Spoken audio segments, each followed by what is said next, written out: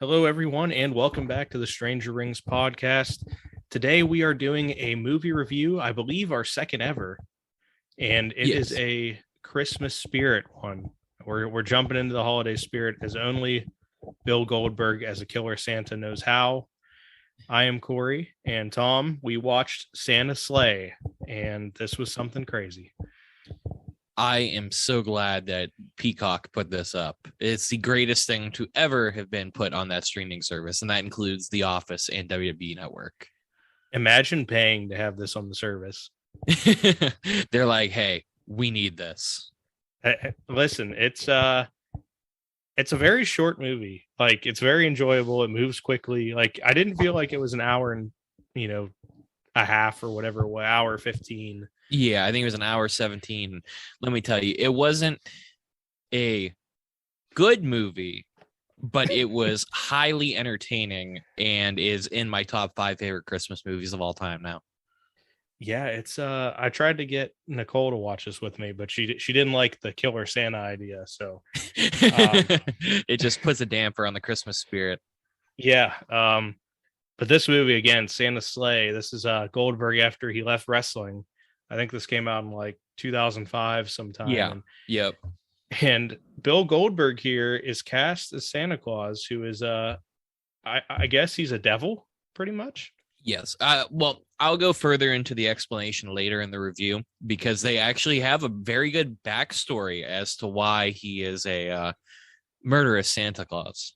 Oh yeah, very, very good backstory into it. You know how they could have stopped him before this even happened, though? How? They sent Hook. If they would have sent Hook. By the way, did you see that Hook will be wrestling on Christmas? No. Is he going against Santa? I wish.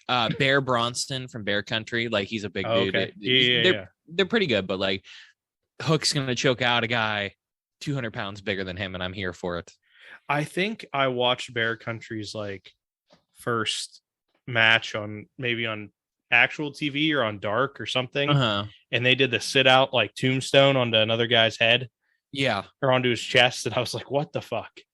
They had a match in AIW before the pandemic, and it was really good. I can't remember who they teamed against now. I think it might have been a multi-man tag, like a 4-way, but they were really good. Shout out to Bear Country for that, coming out with the like trap things on their head. Yes, yeah, it's a cool look, but I'm sorry, Bear Bronson, you about to get choked out by our boy Hook. Yeah, he's gonna flip you over his head and give him the red rum, aka the Taz mission. Yeah, I love it. He's Hook. It's gonna be a great Christmas, but also before we get into it, it is, however, the 2-year anniversary of the podcast. It is, and I mean, holy shit! Right when this started, Hook hadn't even been a wrestler. No, he was like playing lacrosse or something like that. Yeah. Like, he's just big chilling. But what a wild ride it has been that we are now, almost 120 episodes in? I think this is actually 115, I believe. But we have some on the back burner, so we may be at 120 with recordings. It's just crazy to think about, man. We've like I said, we're both, I'd say, pretty creative individuals, but that often means that we get like bored with some projects and move on. So this is something that it's just we've carried on with, and I've highly enjoyed myself, and I don't see this ending anytime soon, bar like death. Yeah, that would not be good. If Santa comes out here and it's Goldberg, then it might be over. But yeah, we don't know. But yeah, no, it's we've watched a lot of wrestling that I don't think we would have ever watched if we didn't do the podcast. Agreed. And I never would have watched this movie for sure if we weren't covering it on the podcast. Yeah, like I knew it existed, but Right. I always just looked at it like I would see it on like Goldberg's Wikipedia or something. And I'm like, what the fuck is this? And then I never thought I'd actually be able to find it. I thought it got buried somewhere, like those ET video games they found in the desert. But it lives. Yep, it lives, and I'm on a major streaming service. It's not like Tubi TV or nothing. No disrespect to Tubi, they're free, so you love them. Yeah. But yeah, it wasn't like it wasn't like you had to like find it on some sketchy ass site from the internet to watch it. But I mean, so I guess let's get into this movie here. But like, again, released in 2005. Goldberg is Santa Claus. He's the star. But there's like some random people in this movie that end up doing things later or before this. Yeah. And like when we open, we get like a normal Christmas dinner, like a very nice house decorated with lights and all this shit. And we get a family full of like celebrities making cameos. And especially, like, I don't know how the fuck they got this guy to appear. Yeah. James Caan is in this movie. And I was like, that guy looks familiar for a second. And I was just watching all the shit that was going on around him. So I didn't really pay attention to him. And I looked back and I was like, holy fuck. How did he get in here? Yeah. And it like they got Sonny Corleone from the goddamn Godfather in this movie. Like, I mean, I know he set the precedent when he was an elf like 2 years before this, but like, yeah. I apparently, so the director, I believe, is David Steinman, who hasn't directed or written anything ever since. Like it, yeah. But go out with a bang. Yes. He was a production assistant for Brett Ratner, who is before he got taken down by being a piece of shit human being, and getting called out and speaking out like accusations. He was a big Hollywood producer and director, so I'm guessing that he probably was able to get him into it. Yeah, and he did. I didn't know who this Ratner guy was, but now looking at his Wikipedia, he definitely did have a lot of big movies. Like, yes, he did the Rush Hour series. Holy shit. Okay. Yeah, he was like a big deal. So I'm assuming he got that. And it's not just James Caan. Like, he got Fran Drescher from The Nanny in it. He got Chris Kattan from Saturday Night Live. And like all these people in this family that only appears for the first 5 minutes of the movie. But what a 5 minutes it was. Yeah. And just the other people that are in this movie too, that are more main characters. You have Douglas Smith. He is in Big Little Lies now, I believe, which is, and he was in Big Love before that. And I'll tell you, this was like before he was a good actor. I guess he was in Percy Jackson too. Like, I've never seen that, but that came up on his credits. And then the his like girlfriend in this is Emilie de Ravin, I believe is how you pronounce it. Yeah, and she was in Lost, and that Roswell show that people liked from like the early 2000s. Yeah, so she's like, there's, and I believe, oh my gosh, I forget his name because it's been a few days since I watched this, but Robert Culp, I believe. Yep. Yeah, he was like in I Spy. Yeah, he was in a bunch of stuff.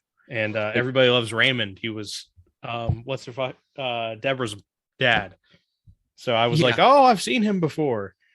There's a lot, and even oh my gosh, see, this is the bad thing about not having watched it in a few days, where like I remembered what some of these people were in, but I think there was a guy from Seinfeld in it, I think, that played the deli owner. Oh, okay, yeah, he did look familiar. Yeah, like I didn't know where I saw him from.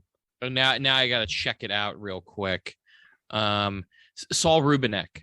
Oh, okay. Yeah, I've heard that. Oh, name. He was on Frasier. Sorry. Okay. Wrong 1990s comedy. Yeah. A lot of people in this though. Like, I thought this was going to be some real low budget like movie with nobody we ever heard of, but right. It's not. No, it's like they do the best of what this script entails. Yeah, and like we said, so all these cameo appearances, James Caan, Fran Drescher is married to James Caan in this situation, and they're eating dinner when the movie starts. So you think they're going to be like, main players in the movie, but they're not. No. And keep in mind too, they're all celebrating Christmas, and I think the inside joke is apparently, according to Wikipedia, they're all Jewish. Oh, really? Like every actor in real life is Jewish. Oh my God. And along with, of course, Bill Goldberg, who is also Jewish, you know, him being the Santa. So I guess some irony there, but we get it's clearly a dysfunctional family here for the James Caan, Fran Drescher family, because James Caan, they're like kind of sitting and talking at the dinner table, and James Caan prays for the turkey to be tender and moist and not like taste like a shoe like every other year. So he's already firing shots, Fran Drescher. I mean, hey, you gotta have the food cooked right, I guess. Yeah, and she immediately flames him, like right after he says that. She said, "Moist, it's called foreplay." Jesus. She came for the man's throat. He said something ridiculous after. He was like, "I want to eat it, not make love to it," or something. Yeah, it was something. James Fashion Watch 2 for James Caan's mustache, which was wild. I don't think I've ever seen that before. But also there is a weird thing going on where Chris Caan, his character, I don't know if he's supposed to be like a son-in-law, I'm thinking. I believe it's the daughter's husband, because she prays like during the thing for a faithful husband. Yeah, and he's like groping her mother, you know, Fran Drescher, under the table. Mm-hmm. And James Caan is like notices it, and he shows that they're in 2005 by calling Chris Caan the F word, and again, not fuck. Yeah, I didn't even realize that. There was so much going on, because this is right when Goldberg busts through like the Kool-Aid man. Yeah. But that was during the family prayer, which when they were saying grace, the husband or the daughter had said, "Thank you for not making us poor or Samoan." Just like the casual white privilege, just wiling out here. Why? And she also prayed for the less fortunate to work harder. Wow. They're like immediately coming off like as, okay, what's gonna happen here? They set it up good that you're happy that Santa Claus shows up. Yes, because he comes down the chimney like in all the old tales, and Fran Drescher's character is like, "Santa?" And Goldberg, keep in mind, he's not dressed like in a normal Santa suit. He's like styling and profiling out here. Yeah, he's got some bling on it. He looks scary too. Very like he's covered with like the soot and everything. And he says, "Yes, there is a Santa Claus." And then this proceeds to, there's like a dog that was sitting in the corner that came up to visit Santa, and he just punts this dog into the ceiling fan. And James Caan gives like a nod because he didn't like the dog because it like barked at him before. Yeah. He's like, okay. Like he was like, all right. I like this guy. But then Goldberg, this is like a Goldberg squash match, essentially, where it's short, it's quick, but it's very entertaining. Yeah. My favorite is Santa, to make his entrance, does a barrel roll on the kitchen table. The athleticism of Bill Goldberg on display here. He barrel rolls onto this table, and then he's like, all right, now it's time for everyone to die. He takes two of the those like skewers like the forks, and stabs both of James Caan's hands into the table, pinning them to the table. That's terrifying. By the way, to start it off, like that is some Godfather shit right there. Yeah, pins his man's hands to the table. I don't know exactly what he did to the two sisters that weren't like the main players. Well, the one daughter, she passed out, and like I think the chair broke or something. Like I don't even think he was responsible for killing her, because she like passed out, and I think she got like a fireplace poker through her neck. Jesus Christ. Yeah, he like used the force or something. Yeah, it was wild. And then he swigged the vodka bottle that was on the table and spit a fireball into Fran Drescher's face. Yeah, he can wield fire now. Yeah, and we will see that later in the film too. It's not a one-off. He kicks Chris Caan into the glass cabinet, pretty much killing him. And then Fran Drescher, whose face is on fire at this point, he decides to cool her down by drowning her in the eggnog. What a bad. Do you like eggnog? No. Okay, yeah, bad way to go. I haven't had eggnog in years, but I feel like my stomach hurts just thinking about it. Right, like it has to be alcoholic, I'm assuming. Like I've never had alcoholic eggnog. Neither have I. But the terrible way to go. Cheerful Christmas music is playing, by the way, throughout all of this. Yep. My favorite part of this whole thing, though, is that he throws the Christmas star off the tree like a ninja star into the one lady's back. Like he's just like out here super accurate. Impressive stuff from Santa Claus here. And he culminates this with having like James Caan, his whole family's dead, and he's like still pinned to the table with these forks, and he takes the turkey leg and shoves it into James Caan's mouth, which suffocates him and chokes him and kills him. Yeah, and my note at the end of this scene was, "What the fuck is this?" and we didn't say. I mean, you got it from, I guess, the title, the play on Santa's sleigh. It's SLAY. This is a Christmas horror movie. It is, which is the first of the genre that I've seen so far. Yeah, I guess there's a bunch of them because, like, when I googled it, there's like a bunch of like Christmas horror movies, which I would have never thought it'd be a crossover that should happen. Like I was looking on Peacock because I was just trying to see what Christmas stuff they had, and it had like holiday horror, I think, was like the thing, and Santa Sleigh was like the second one, and there was also one where Mel Gibson was a assassin hired by a child to kill Santa Claus. So excuse me. Yes. Yeah. That's what I read from the description on Peacock. I'm like, I'm gonna keep this in mind. Now we gotta remind people, if you go on Peacock and you look at the holiday like favorites or whatever part, Die Hard is included. So Peacock is taking it as a Christmas movie. Yep. It's like if Die Hard is a Christmas movie, Rocky IV is also a Christmas movie, by the way. I can get behind all these things. I don't know why people like fight Die Hard being a Christmas movie. Like, who really fucking cares? But yeah, I'm okay. I'll take the loose definitions. Yeah, like it takes place on Christmas. So by the literal definition, it is. Yeah. But I mean, also, so does Rocky IV.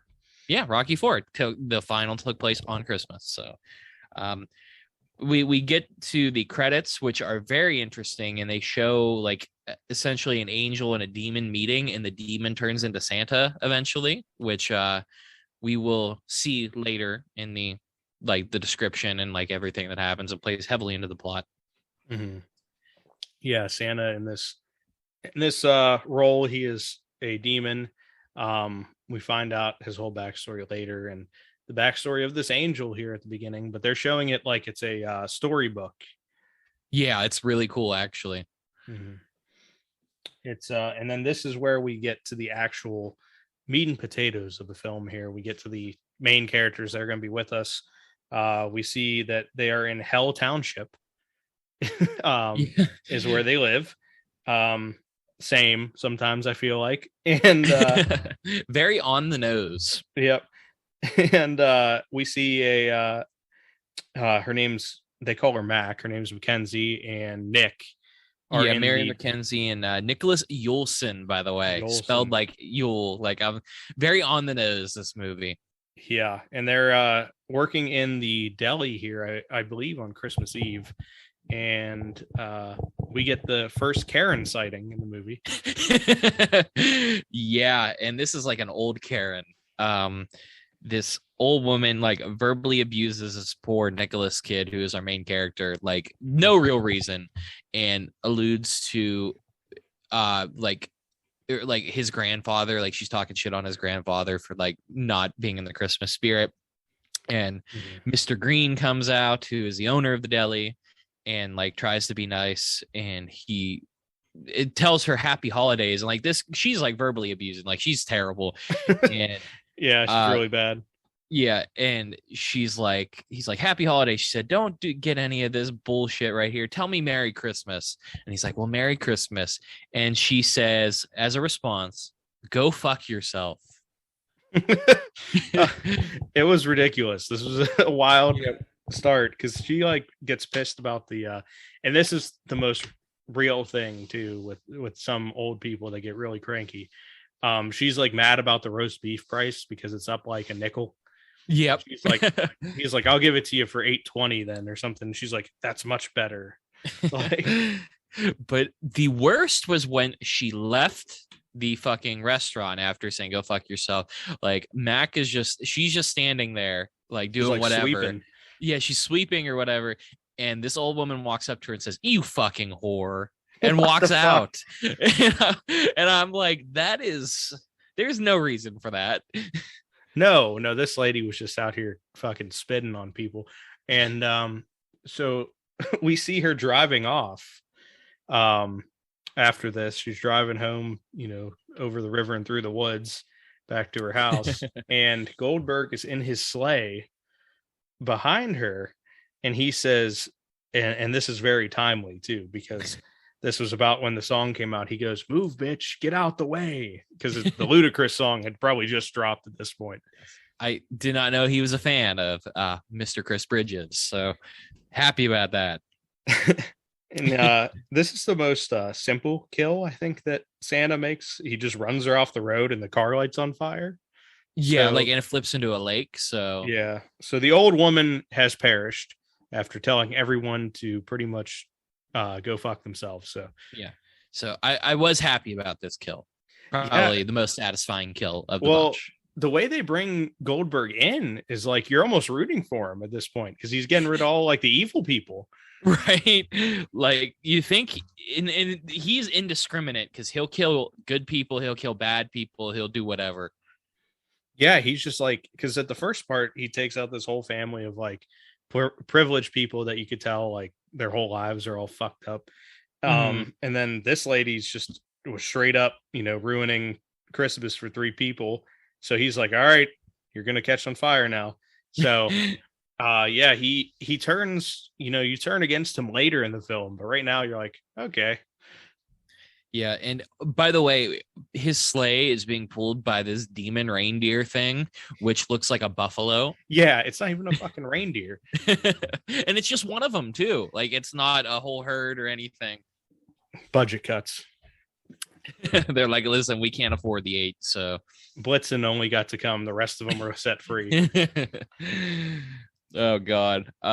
We end up getting back to the deli, and Nicholas and Mac are receiving Christmas presents from Mr. Green, and we get the he shows that he's nice, Mr. Green, and he gives Mac a snow globe, and he gives a clock. Like they're corny presents. Like he gets Nicholas a clock that shows the time zone, like in like all the different time zones, the times, and that becomes very important in the film, which so that is nice that there's some continuity there.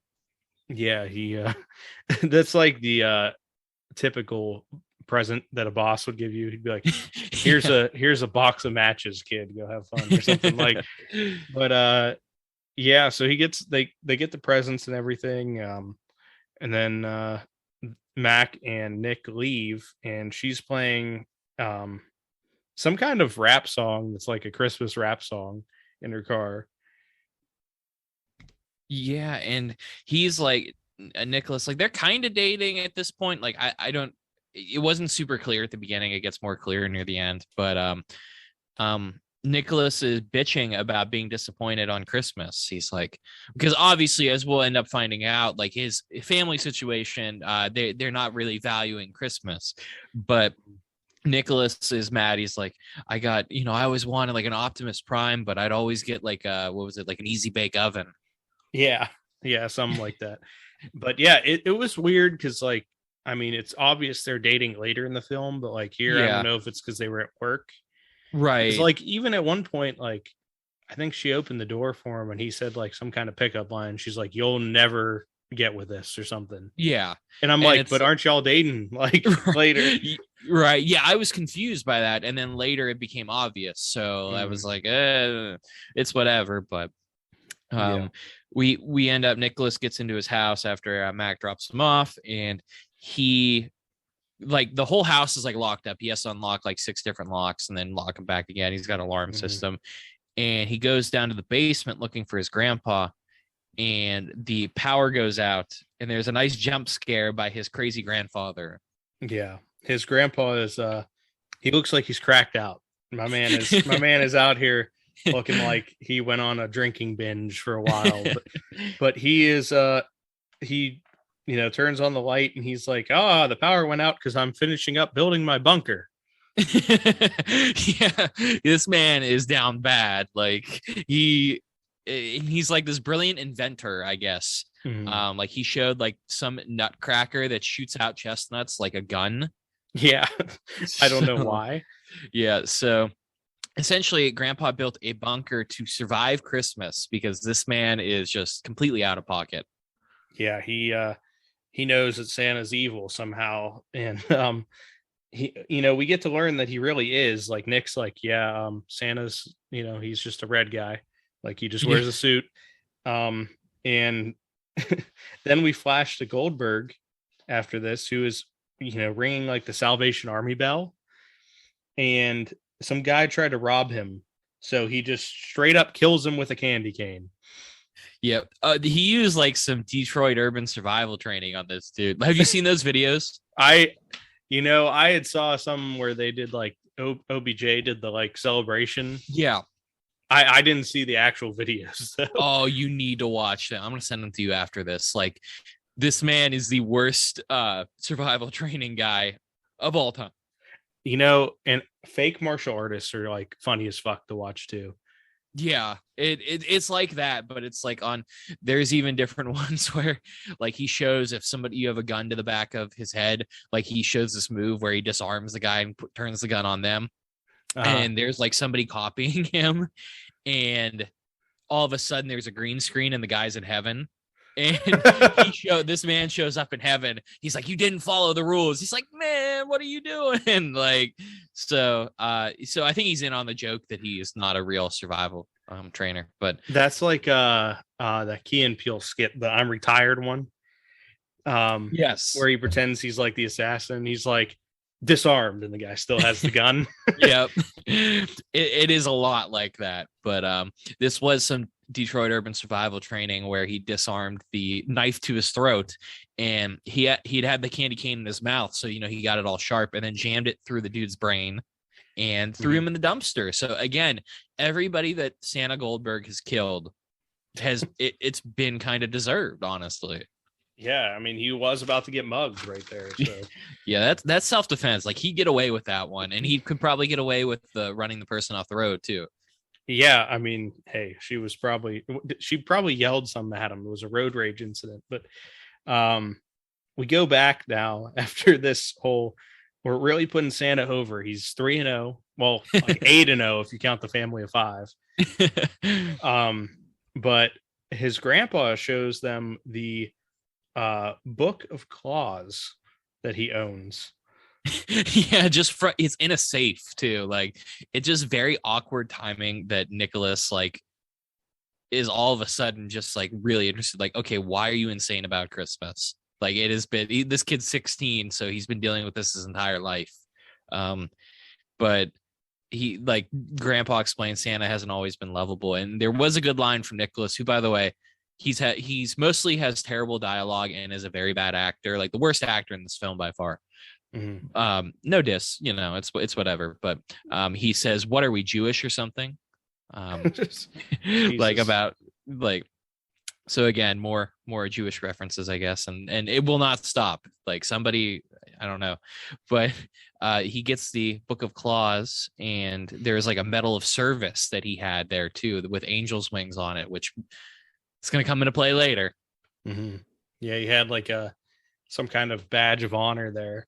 But yeah. While this is happening, Mac shows up, and she comes over and she gives him a gun. Nick, a gun. Pronouns. Oh, Yeah. Oh, before that, the Santa does explain a little bit about the book of claws. Oh, I thought she was over for that. Yeah, they this is the fucking wildest story. Yeah, They're like two people have been immaculately concepted, Jesus and Santa Claus, and she's like, the devil did the other one. Like, and Santa's birthday every year, which was December 25th, he would celebrate with murders. So that, and Christmas originally, like the term Christmas was Christ Mass, because people would hold the mass and pray to Jesus for protection from Santa Claus. So I just feel very stupid saying this all because it's so ridiculous. But I'm glad there was like a lore to it that they just threw in there. I love it. It's ridiculous, but I love it. Yeah. So Nick finds all this out and he's like, yeah, Grandpa, you've been smoking some wild shit here. And that's when Mac shows up and she's like, hey, I got you this gun for Christmas. And it's actually a transformer. Yes. And the line first, she brought the grandfather fresh Wolverine meat from her. I guess her father killed a Wolverine. Because her family are a bunch of gun nuts, from what it sounds like. Yeah, he just has Hugh Jackman on a plate. Oh god, the whole X-Men, they're all dead now. Yep. Yeah. He's like, but he caught Nightcrawler last week. But essentially that does come into play later. The whole like family being gun nuts. Again, a lot of this stuff does come back. It's full circle, I guess. But, yeah, they did keep the continuity up. Yeah. So, but yeah, she brings Nicholas a gun, and he just that ends up becoming, it was the Transformer. But he says, "I don't mean to sound ungrateful, but what are you fucking?" And then says the R word. Yeah. It's like it started off hot, but then I was like, oh, that's 2005. Yeah, and he's like, why would you bring me a gun? Yeah. Like, he's just so appalled by it, and then becomes like a knockoff Transformer. And she's like, he's like, oh, this is great. I wanted an easy bake oven though. But he also says he is as happy as a Make-A-Wish kid. Oh. Another one where I was just like, oh, this is this poor kid and his dialogue. He's down bad. Yeah. So we leave that house. Mac and Nicholas are chilling with the grandpa, but we go to a church here, and instead of praying for protection from Santa, the pastor is telling them to throw the big bills in the collection pot. Yeah, and he's very passionate about this, like very convincing. This actor is great. Very televangelist like. He is, and he's like, not coins. I see you all putting coins in there. Put bills. You need to help the needy on Christmas. It was so fun, and you could just see people throwing bills in. Yeah, they start dropping some fives in there, and then the pastor's like, "Oh, thank you for all these donations," and promptly goes to the strip club. Immediately, the next thing they're at the Gold Diggers strip club, which is a wild name. I wish they would have licensed Kanye to have that playing as he walked in. Oh man, that would have been worth it. But the pastor ends up like he's clearly a regular there. He pays off the bouncer, and like they're like, oh, nobody will know you're there, even though it's a small town and it's like clearly, it's whatever. But then Santa Goldberg shows up in his sleigh, and he tips the bouncer and he gives the keys to the sleigh to the valet. Yeah, he's like, take this bad boy around to the valet parking here, and he goes to go in the strip club, and the guy's like, you're not getting in, pal. Yeah. And he grabs a wreath and like breaks the guy's neck with it somehow. Just the holiday themed murders are what this movie's all about. Along with the Santa one-liners finally start after the ludicrous quote. He says, I thought I'd stuff some stockings. Jesus. What a wild person. But this is my favorite scene, this fucking strip club scene right here, because it's ridiculous, and it's my favorite as well. He walks in and he just goes, ho ho ho, and I'm like, God damn it, like you knew that was gonna happen. But Yep.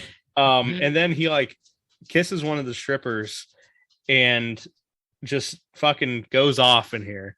Yeah. Well, he does it, and then he looks up, and it's the mistletoe, so she's okay with it. Like, oh, okay. She's like, yeah. oh, okay. Well, yeah. And there's a wild fight scene. Like it was like immediately they all wanted to kill him for walking on sight. Santa is gonna get fucking in a fucking melee. And he uses like Christmas lights to like tie somebody up and like toss them into the wall.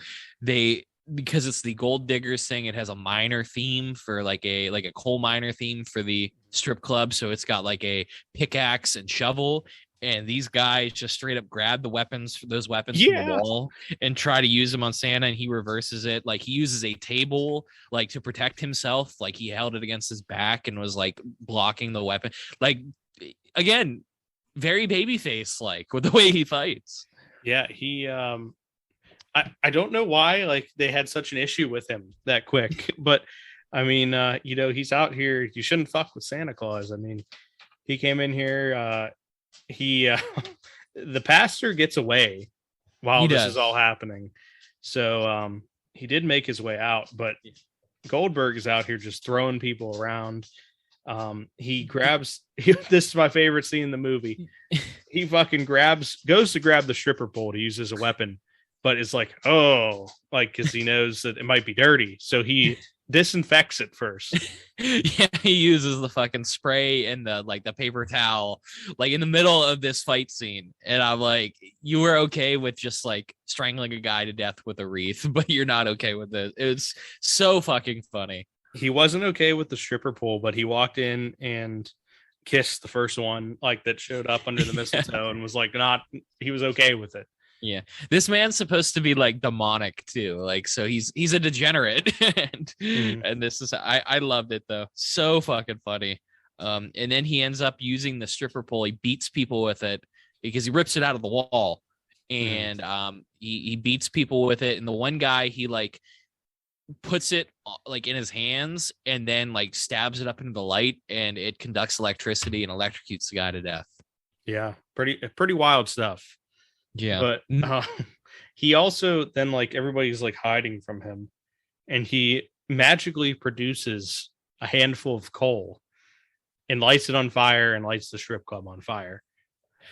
It was a bold strategy by Bill Goldberg. It's I appreciate the holiday themed killing though, like the methods of mass destruction. They really did sit there and think of any possible way he could use a Christmas themed object. I can't think of any other ways except if he would have used a Christmas tree somehow, which I don't think he did. Yeah, missed opportunity there. Yeah, I mean, he used the star on top of the Christmas tree, and he used the lights, but he didn't use the tree itself. Damn. But hey, I mean, he was out here. We do finish the scene off with the reindeers back, aka the buffalo, and he has eaten the valet. We are being led to believe there's just a hat left that says valet. So the reindeer, also a murderer too. He got 2 kills on his list if you count the old woman. I guess, yeah. He's the Robin to Goldberg's Batman. Very, very important to Bill Goldberg, but very reliable transportation too. We see a lot of people, cars running off the road. Later, we see the snowmobiles not working. Right, but this guy's reliable. Yeah, until the very end. He goes until the very end. Yes, he does. But so we come back to the grandpa's house though, because everybody wants to hang out with Robert Culp and his his book of fucking claws. Yeah, and that shows like this Nicholas dude, like he fumbles the bag here pretty hardcore, because like this girl is willing to hang out with him and his weird grandpa, get him the Christmas present that he always wanted, like immediately within an hour of seeing him. She's like, yeah, I'm gonna get him this. And like he like the grandpa ends up leaving them alone. So he's like giving like the grandpa knows what he's doing. Like he's like, all right, shoot your shot, kid. Yeah, he's passing them the ball here. And like Nicholas is like, man, I'm sorry, my grandpa's crazy. And she was like trying to downplay it. She's like, he's a little odd. And then Nicholas freaks out. Like, yeah, for no reason. He just for out of pocket. Yeah, he was super defensive and turned it around, like insulting her father. But this man is reading lines like Jamie Taco from I Think You Should Leave. Like he is like a mile a minute with his words. I don't understand half of what he's saying. He was like, you call me a freak. What about your dad and his bazooka and all this stuff, or like whatever? I'm like, okay, like she didn't deserve that. No, and she gets pissed and leaves, and she's like, you have my number. Call me when you're ready for a more mature relationship. And I'm like, this man is he's again down bad. Like it's I don't know. It's Christmas Eve too, and he's being a dick. So he ends up turning it around later. He becomes a nicer person, but like this was not a great look for him. No, but after this interaction between them, we get to hear about the origin story of why Santa is evil from Robert Culp himself. He's like, hey, Nick, I know you were mad that we didn't like Christmas forever, but listen to this wild shit. Well, he starts to read the Book of Claus. Oh, he does. Yeah, he doesn't get told the thing. That was the other part. At the beginning. Yeah, at the beginning. But also, by the way, there was a very small thing when Mac left the house, which was funny because she had to like storm out, but she had to unlock like all 6 locks first. Mm-hmm. But she left, and Santa's sleigh was flying in the background. Oh yeah, I did see that. Yep. So it's foreshadowing. But we get a great claymation scene while Nicholas is reading the Book of Claus, which is in Norse. His grandfather did scold him for not using his Norse more often. Yeah, and claymation, man, a genre that really died out. You got to bring it back. Yeah, who was the one? Was it like the? Oh God, what were the damn people that it was like the claymation cartoon that was big when we were younger? Oh God. No. Oh, was it Prometheus and Bob? I don't know. I'm gonna have to look it up later. I feel like there was a chicken. Character. I can't remember what it was. Oh my God, I'm gonna be so mad now because I think I should remember it, but I was never into it, so I can't like remember it. But I know, seeing the previews and stuff from old movies. But bring it back. Bring back the claymation.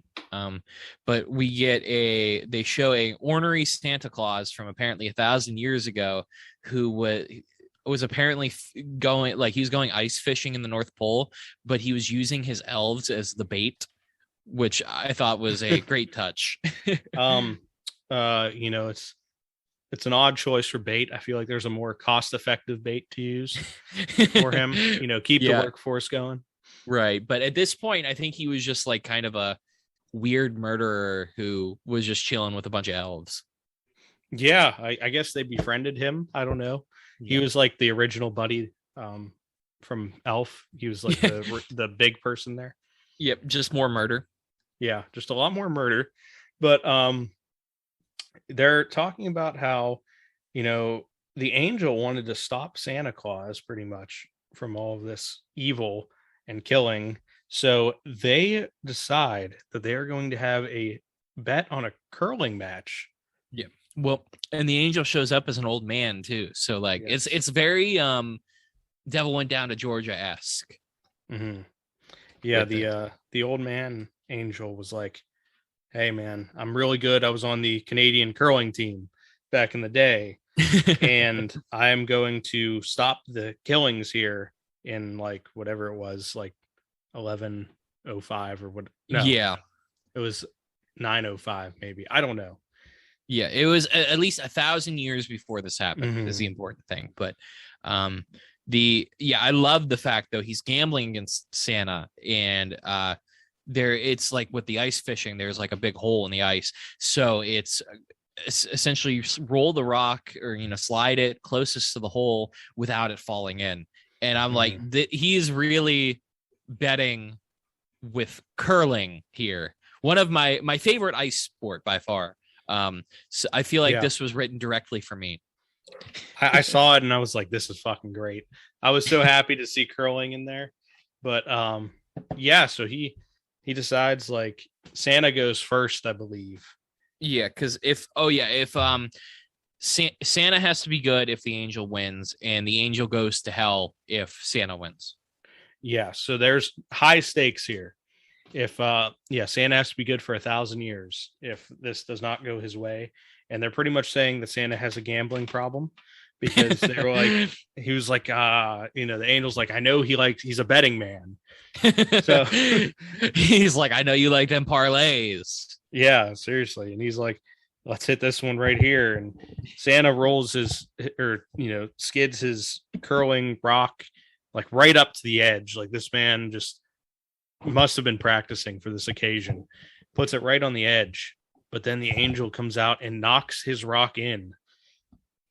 Yes, so he wins by default. And that means that the day of, I forget I think it was like a day, I don't remember what the first term was in Norse. It was day of something, but it became the day of Glee. So that is Christmas. And then Nicholas does the math and finds out that happened exactly 1,000 years ago.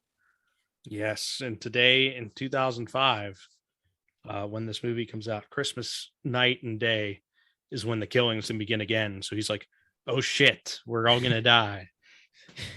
There is a great scene after this, though, right after, where Nicholas goes on the Santa tracker, because he's immediately like, well, shit, instead of talking to my grandfather about this, who clearly knows what's going on, I'm going to check Santa tracker on his old school computer. Mm-hmm. And hits up NORAD. he tries to confirm that if it's real or not, because it like shows like, I don't know, it's in like somewhere in the United States, and the support chat just completely roasts this kid. Yeah, support chat was like, no, or it was like, how old are you? And he's like 16. They were like, no, Santa isn't real, get a life. They said, sorry if your parents haven't had that conversation with you yet. Like, there's no need to be that savage, but I'm here for it.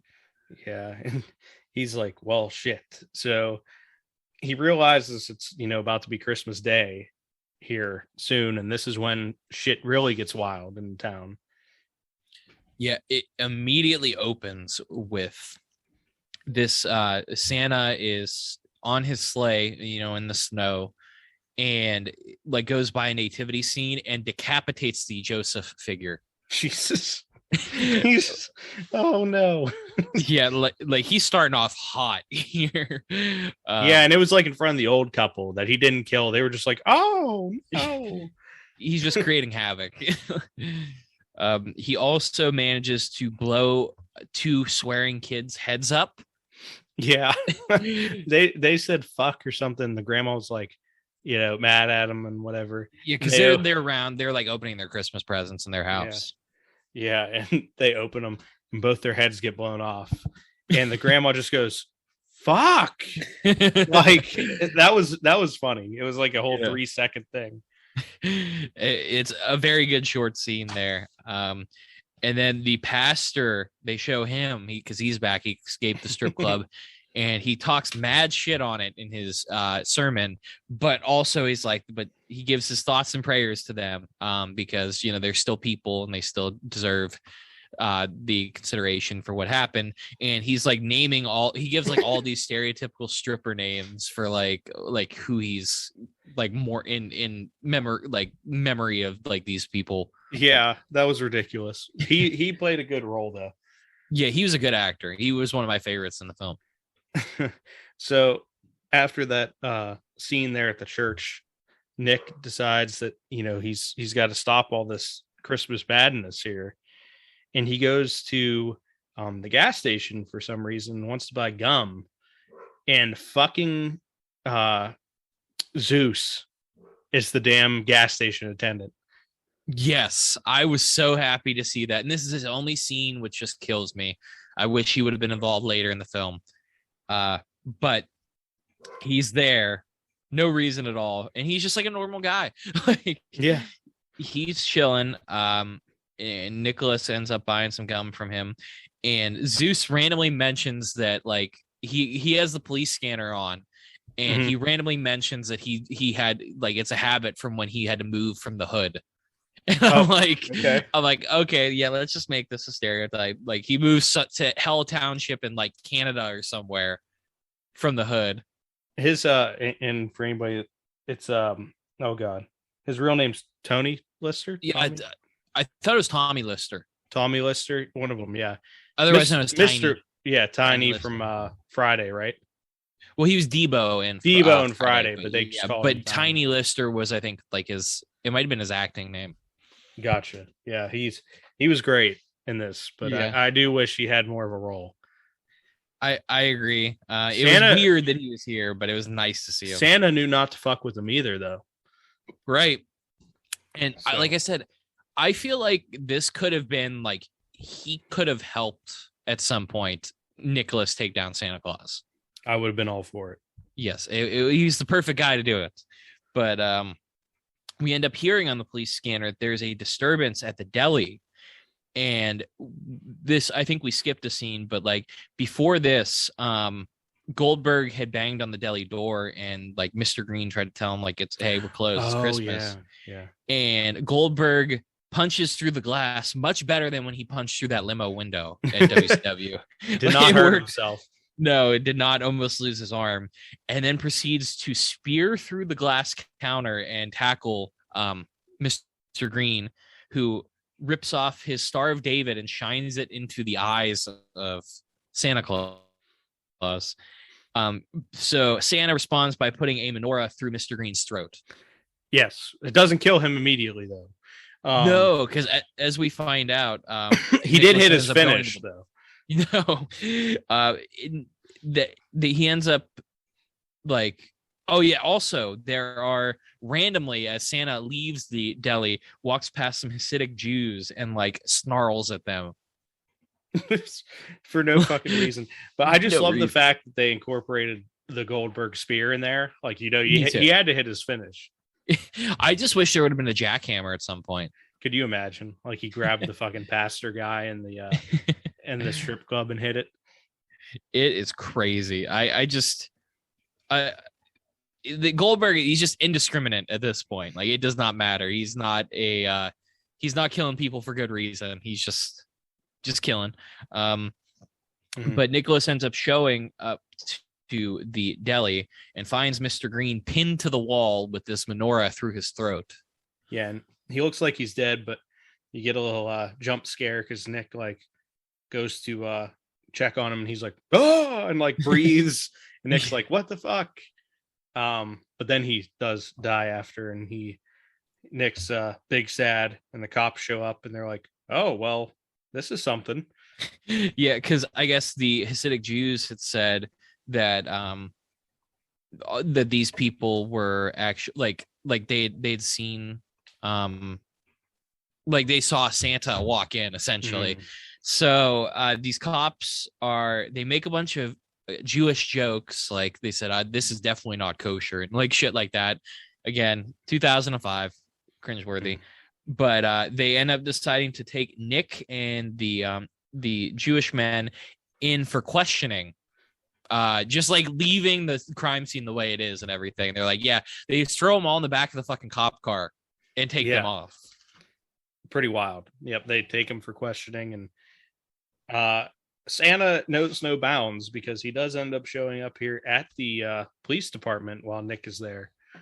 Yeah, because he Nicholas does get questioned by the captain after calling Mac to pick him up. It's captain, and it's spelled Gaulk, but it's pronounced cock. Oh, so he's Captain Cock essentially. And he's dressed like Santa for some reason, and he's doing the questioning while dressed like Santa. And Nicholas does roast him in 2005 by saying, "Don we now our gay apparel." Like when he sees them, and Captain Cock's not having it here. Nicholas tries to convince him that Santa's a murderer, and the captain gets fucking pissed at him. He's like, "How dare you talk about Santa like that?" Yeah, he's convinced Nicholas is crazy, and instead of like calling his grandpa or doing anything like that. The captain just like kicks him out. He's just not interested in this shit. Yeah, he's like, just get the hell out of here. You and your crazy grandpa are too much for this town. And the cops then, like, as they kick Nick out, you see two cops putting together a map of the killings, and it is making a Christmas tree. I love that. It was so dumb, but I loved it with all the little flags. Yeah, and as this is happening, like, I believe Mac picks Nicholas up, right? Yeah, and they leave before Santa makes the run in. They leave, and then you just see like a cut scene back to some patrolman carrying a box that is ticking. Oh, I forgot about that. Yeah, it was very random. And then by the time you go back to the next part of the police station, like, everybody's dead. Yeah, because Santa, he tases Captain Cock in his private area, and assumingly kills him. And he like has one cop is dead, and there's like a chalk line drawn around him. The other one is pinned to the wall by the flags that were the coordinates. Yep. Yeah, it's he just went out here. He broke and entered and won. So he's not afraid of the cops, but he does he uses their car. Yeah, I forgot about that for a second. Yeah, which I don't know what happened to the sleigh at this point. Maybe he needed to rest. They're like, I need my demon reindeer to sleep. Nick and Mac are leaving, like they're driving in her truck, and he explains that he figured out that this should last just one day and it should end at midnight. And because of the time clock that he has, the time zone clock, I should say, it should end at midnight in the North Pole, which is 7 p.m. there, I think. I believe so. Yeah, something like that. And then they get pulled over by a cop, and there is a Vince Russo level swerve here. Yes, the cop is none other than Saint Nick himself. He starts walking to the car, and Nick's like, "Oh shit, it's Santa! Run, punch it!" And Santa is fast and catches up and gets in the bed of the truck. And it's like a cool jump scare too, like, because they think that they escaped, and then he just hops down into the bed. They do a good job of trying to get him to fall off, including like there's one where she like hits the brakes and then starts again, and like he falls over into the bed, but then he's okay because he's he's the Michael Myers of this shit. Yeah, well, the best was that Nick was trying to explain what to do to Mac at that point, and he's like, "Top Gun his ass." Like, and she's like, "What?" He's like, "Speed up and then brake." Like, he had to explain the whole thing. But he just falls down. But then she's like, "Hey, my dad always keeps the shotgun in the car." Casually a shotgun, like, but Nicholas is able to, like, she has to instruct him because he doesn't know like how to use a gun. So she has to instruct him how to open the shotgun and how to put the buckshot in. And it actually works. He's able, as soon as he's about to like kick through the glass, Nicholas just shoots him right in the chest. Yeah, and you would think this might be fatal, but again, he is the Christmas version of Michael Myers, and he just falls off and looks angry that somebody would shoot him. Yeah, and he gets back up. Like, it's slow, but he gets back up, and they're able to escape, but Santa whistles, so something's coming. He's signaling the demon reindeer buffalo. Yeah, the demon reindeer buffalo, he jumps on the sleigh, and he's chasing them down, and they try to go through like a shooting range, but they messed it up. They like jumped the car over them, so they didn't shoot at Santa. That's later, isn't it? Originally they'd go back later. Oh, like they went through 3 times then. Oh, did they? Well, because they. Oh, I'm stupid. Yeah, no, I'm wrong.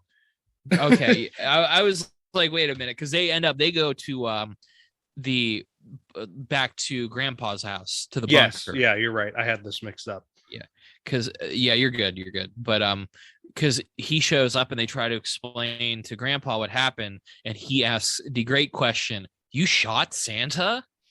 And he's like, "Good job." Like, he's very impressed with Nick and his shooting skills.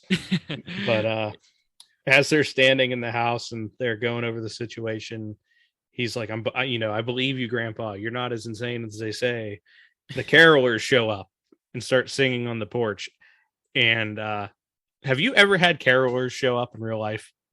Thank God, no. Neither have I. I think it's fake.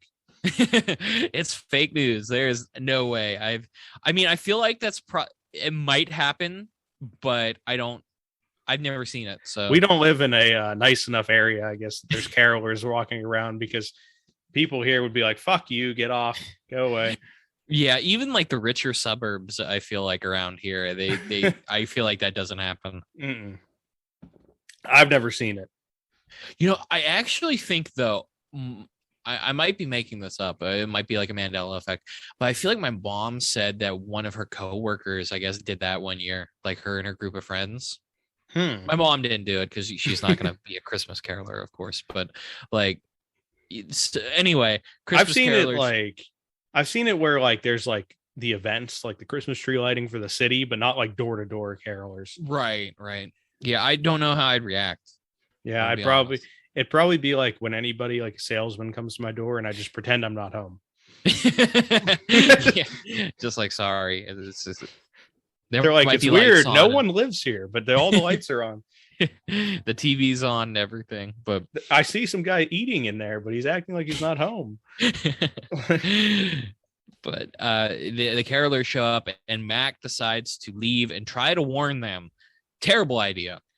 Yeah, no, she shouldn't. It's every man for themselves once this happens. And she's like, "I gotta warn them." And she opens the door, and Santa's like, "Hello, nice music. You all will die now." Yeah, brutally murders all the carolers in quick succession, but Mac is able to get into the house, lock everything up, and then escape. The three of them escape to the bunker. Yeah, and Santa here, he will not be stopped by the 37 locks on the door. He just shows up, gets in the house, he's looking around, easily finds the bunker. Like, so easily. Like, he just knew. He had a sixth sense. He's like, I see this maps here. There's no one has maps anymore. He just starts kicking at the door. Yep. And the grandfather, he asks Nicholas, because they're in the bunker, he asks Nicholas to give him the can of Tinactin. and Nicholas is like, again, thinking his grandpa's crazy. He's like, "Yeah, we're gonna cure his athlete's foot." Like, but that was great. It was. He does have some good lines. He was like, "Yeah, I'll give you the fast acting Tinactin real quick." But it turns out it actually has keys in it, and they open an escape hatch to leave. So Grandpa is like, this man has like Scooby-Doo level escape routes here. It really is. He's like, "All right, through the boiler room, we're out." It was just so it's great. Like, they escape through the hatch and they leave, like they close it. It's like an old water heater is like what they use as the hatch. And Santa just kicks the door in and then is so confused. But he does find the Book of Claws and sees them on camera, because like the cameras are in the bunker. So he's like, "Oh shit, they broke out." Like, this man is not only an animal, he is smart. Yeah, he's the two things you don't want. You can deal with just ruthless and dumb. Yeah. Or smart and not ruthless, but you don't want the two together. No, he is the most dangerous Christmas killing machine. Yeah, and he sees they're in the garage and he's like, "Fuck it, I'll go back up the stairs," and walks out. And poor Grandpa is in there and he's like, "Start the snowmobiles, you guys can leave." And Mac's like, "I know how to load a gun, but I can't start a snowmobile." Yeah, that was I just couldn't believe that. Like, the one, and then like they had two of them, and the one was on. Like, Nick turned it on, no problem. Mac should have just jumped on immediately. Yeah, well, I think they were hoping that the grandpa would jump on the back, like some kind of like fucking James Bond shit. He would just dive on as he's confronting Santa, but it didn't work that way. No, because like Santa shows up immediately, and there's some great banter between Grandpa and Santa. Santa's like, "I've been waiting a long time for this," and then Grandpa is dissing him, like he's talking about he gained like 200 pounds or something like that. Yeah. And Santa's like, Mrs. Claus has some great cooking. It was a very random exchange there. I loved it. It was so dumb. Like I wish Grandpa would just been like, "Hey, fuck you," and just like gave him. They used the insult trading segment on EWR right here. It was I was gonna say, keep in mind though, Grandpa doesn't swear because he gets mad at Nicholas for taking the Lord's name in vain and saying hell and stuff. Yeah, that's true. Yeah, which again comes into play later. Yeah, it does. I didn't even think about that until you just said it. But he's like, "Mac, get on the working snowmobile. You guys get out of here. I'll die." It's just like I like it because it is nice that that Grandpa is willing to sacrifice, but they don't use his sacrifice at all. Like, no, because they don't take off right away. Yeah, like Santa hits like the fucking Seth Rollins curb stomp, and then they go away on the fucking snowmobile, and they just go through town. Like, you didn't even get some big sacrifice. No, well, but we did get the moment because like Santa brandishes like an icicle, so I thought he was gonna like throw it at Grandpa or whatever. But the reindeer gets his third kill of the movie, and decides to run down Grandpa, like completely flattens this man. Yep. And we get the immortal line from Bill Goldberg. Looks like Grandpa got run over by a reindeer. Yes, the reindeer hit the Seth Rollins on him. It did, and just shout out to the song reference by Bill Goldberg. He is what a wild line of dialogue. Can you, like, to step away from the movie real quick? It's still related to the movie. Can you think of an actor who would have been better than Goldberg's obviously like not a good actor like in real movies, but in this role, can you even think of anybody that would be better? No, I mean I think it's a perfect casting right there. I agree. I think Grandpa was great too. Yes, Grandpa, like they were the two perfect people to be cast in these roles. Like, and they had the two best performances of the movie, I would say. Yeah, I thought Mac played her part well. Everybody else, I don't know, but Nicholas, like those three were okay. Yeah, Nicholas was trash. Again, no disrespect, but it is what it is. But so the reindeer kills Grandpa, and they like watch Grandpa get run over by this reindeer. Don't even take off, and they end up leaving, and Santa chases them on the sleigh. They're on the snowmobile, and he throws grenades that are like Christmas presents. Like he's just throwing Christmas presents, and they explode when they hit the ground. Yeah, it's pretty wild. He's just got grenades in those boxes. I was a big fan of that. Again, the Christmas themed weaponry and murders are what makes this movie work. Yeah, I mean he's out here wilding. He's just like, fuck it, I'll throw these presents at him. I can make them explode. I'm Santa, whatever. But as he's chasing them, they end up going into the fucking town like Christmas celebration, and they fucking go by like the pastor and all these people. And the pastor is dressed as Santa Claus and ends up getting fucking chased by evil Santa. It is great. But by the way, shout out to Mac for actually just punching the reindeer right in the nose, which gave them a chance to do that. Yeah, she just like turns around and right hooks this thing. It's like it was like if a shark comes at you, you're supposed to punch it right in the nose. Right. She was just like, it'll work for a reindeer, and fucking jabs him right in the face. Yep. It was a Jake Paul-esque right hook from Mac. I hate that he won. Oh, he has legitimate knockout power. If he fought a real fighter, like real boxer, I should say, he would get killed. Now Woodley's not. I mean, he was primarily a wrestler, right? Well, he wrestled, but he was a good striker too in MMA. But in MMA, he was known like as a guy who he didn't strike when he should have. And in like that, I didn't watch the fight last night, but the first fight, it felt like there was a bunch of openings that he had where he could have won, but he was too hesitant, and he got knocked out by Jake Paul. Like, I would never fight again if I was Tyron Woodley. I mean, didn't he, like the first fight, didn't he knock Jake Paul down? I think so. Like he almost put him out. So I was like, well, fuck, he's going to win this one. And then he got fucking knocked out. Jesus.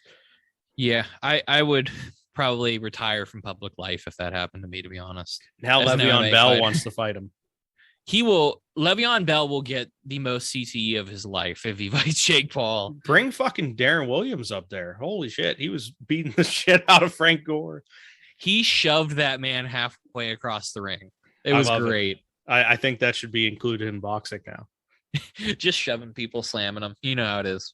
Hey, Frank Gore got memed because of it. It was great.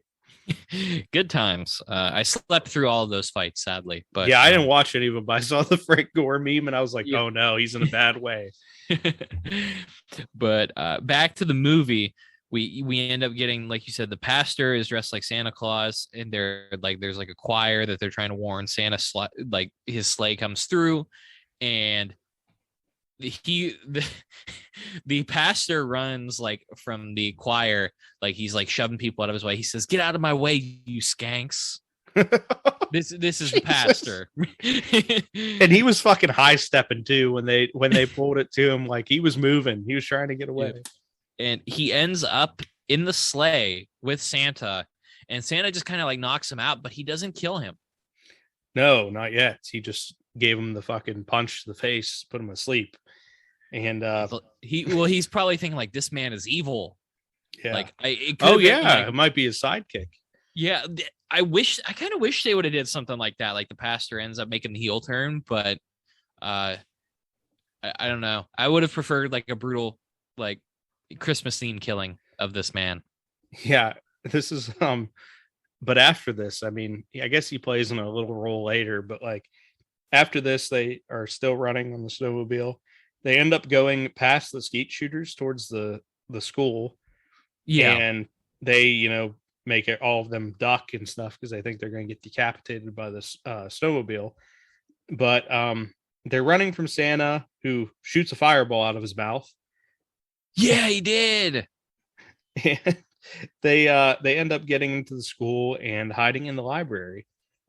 Yeah, well, there was some funny stuff just getting into the school. Like, so they showed up and Nicholas is like, he's about to, the school's locked, so he's about to punch a hole through the window. Like, he wraps up his coat like over his hand and tries to punch, but he's too weak.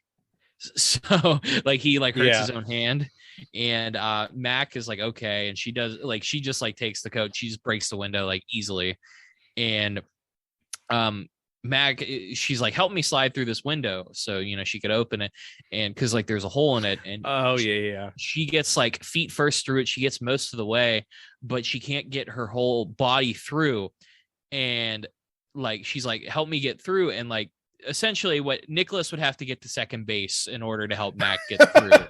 Like, and he's like real hesitant to do so, and she's like, do I have to do everything in this relationship? And like forcibly makes him go to second base so he can shove her through, which I thought was hilarious. Yeah, that's funny as fuck. She did. Yeah, I forgot that happened right there. She was like, come on, dude, what the fuck? Like, I mean, I guess shout out to Nicholas for being respectful. Yes. But he ends up like they're trying to reassess the situation. He realizes he has his nutcracker still in the backpack, and as they're looking for the clock, because he found out that he found out too that the nutcracker was put in there by his grandfather with a tag that I think it said like the best Christmas gift is a practical one. Yeah. Yeah, and that he ends up finding out though that there's 58 minutes left until 7:00, so 58 minutes to evade Santa. Yeah, so they're trying to hide here as Santa ends up in the school, and they hide in the library first, but they have to run because Santa finds them, and this is where Goldberg shows his dodgeball skills. and grabs a book and hits Nick right in the forehead with it when he throws it. There are, however, before that, some incredible one-liners from Goldberg. Incredible. He shows up because he sees them and he says, "Who's your daddy? Father Christmas." So that's the first one. They end up going to the library and they lock it. He's like a great tracker, so he knows they're in there. And he says, "No," he says, "Not a creature is stirring," and like is trying to get them. He throws a tear gas ornament in there. Oh yeah, he did. Holy shit, I forgot about that. Yeah, to make them cough. And then the book that he picks up before he throws into Nicholas's head, he said he grabs A Christmas Carol as the book, of course. Mm-hmm. And he says, "Christmas can sure scare the dickens out of people," like Charles Dickens. And I'm like, this movie was written for me. Like, they really did go hard on the references. Yes, big fan. But like you said, Santa, an elite dodgeball player, almost gives Nicholas a concussion with the book. The best is like they Nick and Mac end up running to the ice rink. Yeah, that they have just in the school. I guess it's a big hockey school. Yes. And he's like, that shit hurts. And he's like holding his head. Like, oh god, fucking Goldberg with his huge arms just throws that thing right into him. But they are scared as fuck here on the ice rink. They're like, I don't know what to do, and they have a little moment. Yeah, because Nicholas is like, he now just realizes, like, I have no family anymore, even if I live. like I he's done for it. And then Mac is very emotional and it's like, you have me. And then they're about to kiss, and that's when Goldberg becomes Stone Cold Steve Austin for a second. Yeah, he shows up, he revs up the Zamboni and starts driving it at him. Yeah, he says in another one-liner, "I just love how Christmas brings people closer together." He's just really out here, like, just wait, doing the most here. This fucking movie here with all these references. But as it looks like the Zamboni will slowly crawl and push them to death, Grandpa shows up. Wait, there was one more. There was one more line. I'm sorry. Nicholas shines the flashlight into Goldberg's eyes, and he says, "I'm Santa Claus, not fucking Dracula." It's very true. Like, he was trying to throw him off with that one. So anyway, the Zamboni comes to a stop because a curling stone has caught under it. Yeah, and who could be throwing that except for the angel himself from back in the day, which is revealed to be Grandpa. I was very happy about this. I saw it coming the whole time, but I was like, okay, he's out here ready to he's gonna Hulk up on him. he is making the comeback here. And Goldberg, they reveal it by speaking Norse to each other too, which I thought was great. And I loved that we had Goldberg does a story dump here where he's like, you're the only angel to have given up your immortality for a woman. And it's like, okay, well, that makes sense why he's here now. Also kind of random, but wish there would have been some foreshadowing, but I'm here for it. Also, but he gave up his immortality, but then he came back. Yeah, so I don't know how exactly that happened, but we started to get into some plot holes here. But we do have a fashion watch for Grandpa in his angel gear. He is wearing all white like an angel, but he has a black and white checkered flannel because it is still cold out. Yeah, and you don't want your non-living being to be cold anymore. Yep. And again, this movie can be very logical at times, but we get a gag about Nicholas is like, well, now I understand why he wouldn't let me take the Lord's name in vain. So makes sense. Yeah. And then what was it? Oh, okay. And then Grandpa afterwards, he's still again, there's insult trading between Santa and the angel / Grandpa. And Grandpa says, "You said you would go to hell and back to find me, so I moved to Hell Township." I love it. And yeah, Mac was like, "Is your grandfather always so literal?" It seems that he is the way we're getting to it. What a guy though. Yeah, I love this. Is just so ridiculous, and I love it so much. It's great, and the best part is he calls back to the Book of Claus here too. Yeah, it really, like, even in the Book of Claus, by the way, like the claymation, the angel like that they showed in the claymation looked like Grandpa. Yeah, that's why I was like, oh, this is definitely him. Right. So that was nice. But do you remember how the angel, or how Santa found the angel though? Didn't he? Oh God, no, I don't. He found the angel through Nicholas's Christmas letter that he wrote to Santa. Yes, yeah. And he he had the fucking address. Yeah, he wrote the address on there, and he admitted, like, he said, my grandpa was late because he was at curling practice, which again, great continuity. And this man really wanted a like easy bake oven for Christmas. Yeah, he did put that in his letter, and Mac looked at him and he just like shrugged. He's like, okay. He docs this, like, what is worse, him doxing himself by giving the address to Santa, or the easy bake oven? Oh, they're pretty bad, both. Yeah. He also lying lied. about the easy bake oven, I should say. I was gonna say you could probably make some good stuff with that. Never had one. But... Me neither. But apparently, so okay. So this is my question. Nicholas mentioned that he would just get like an easy bake oven for Christmas when he wanted something else. Did Santa bring him the easy bake oven? Was Santa just like, well, shit, I gotta wait, so I'm gonna get this for him anyway? I don't know. Maybe there was a stand-in. It's tough. It's tough out here. I didn't think about more detail. Yeah, crazy. But I did write here, which will show what happens.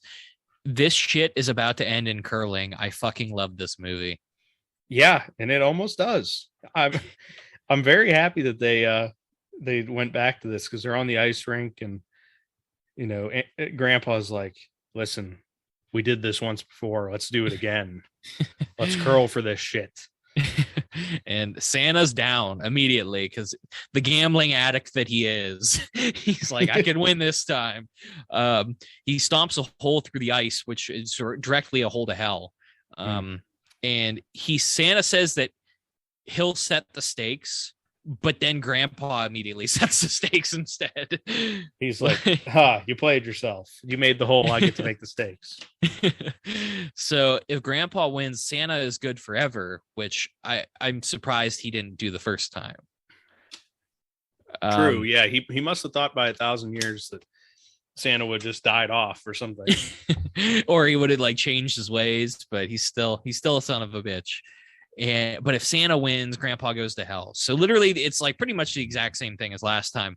But at this point, Grandpa gets to go first. So Santa does have the advantage here.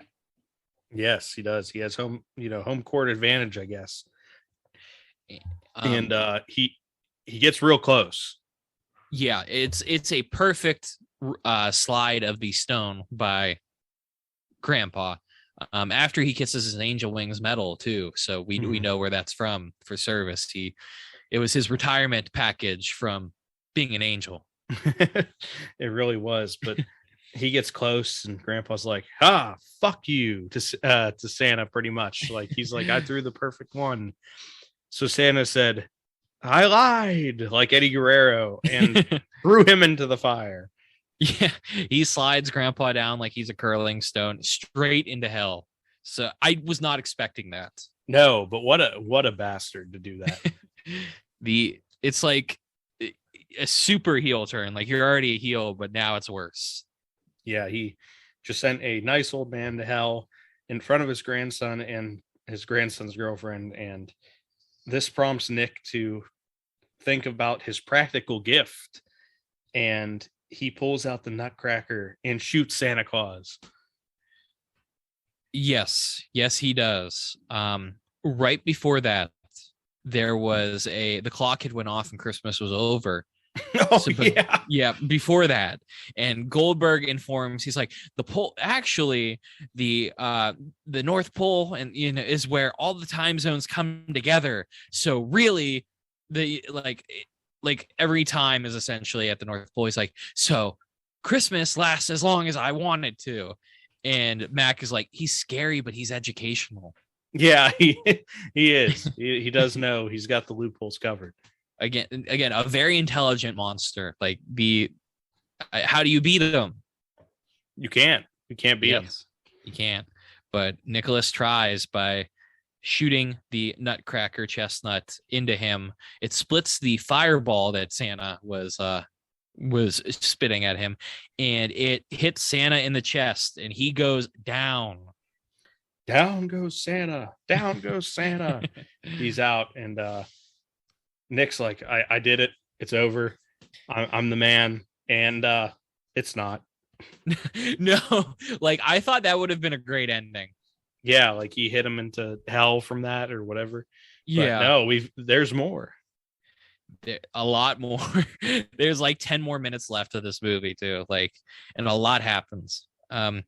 We find out that Grandpa is dangling at the edge of the hole. He did not go all the way in. No, he held on by his angel wings that he like stabbed into the ice on his way down, and they pull him up, and it looks like all three of them are going to go off and end this reign of terror, but instead he is locked in the ice rink. Yes. Grandpa is like, yeah, he for some reason, I don't know. We don't know why. For plot convenience, he cannot leave the ice rink yet, but then ends up going back up to heaven. So they lost a little bit of steam near the ending, to be honest. Yeah, he was locked in there. So Nick's like, we have to go on the offense here. We have to take down Santa. So he's like, let's just shoot him. Because clearly that had worked earlier in the film. Yeah, well, they needed more firepower, I guess. Yes, more than just a shotgun to the chest or a chestnut to the chest. Because, by the way, Santa drove off in the Zamboni. Like, he drove it through the wall. Yeah. So, like, he wasn't dead. He was just stunned by this chestnut. Yeah, but Zamboni, he's like, I'll just ride this out real quick. I'll see you guys later. And he pulls away, and he's pretty much immortal. Yeah, and he kills the pastor too. Like, when he gets into the sleigh, the pastor wakes up and Santa just cracks him in the head with a mallet and kills him. Yeah, very uneventful way for him to go out. I was disappointed. I'm going to be honest. I was like, again, some Christmas themed killing or something that, according to the plot, it was just kind of random. Mm-hmm. Yeah, he was just pissed because he got one up. Yeah, it. I think it probably could have been done earlier, I guess. Mm-hmm. Like, but it's whatever. The angel does explain, Grandpa, that he lost his powers when he met the grandma, which I think it would have been cool, like, from a screenwriting perspective. I mean, I get that this movie, it's obviously not meant to be like a 5-star classic. Yeah, but maybe they could have like said, well, once once the grandma had died, like, he went into mourning and kind of went off the deep end a little bit. Yeah. So it would explain, like, there'd be some foreshadowing, like, hey, he loved her this much that he gave up being immortal for her. Mm-hmm. Yeah, it would have been. I mean, hey, there could always be a sequel or a prequel. They set this up for a sequel, man. They did. I mean, Robert Culp has passed away, I believe. Yeah. Since then, so he can't be in it, but they did set it up for a sequel, as we see here pretty shortly. Yeah. Because Nicholas is they do have a good plot though. Like, they want to go past these skeet shooters again, which are still out at nighttime.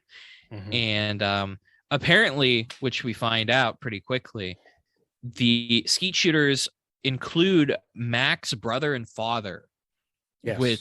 Which again would have been nice to see a scene or two with them before. Yeah, very random, but they're out here. They're too busy shooting to be seen in the movie.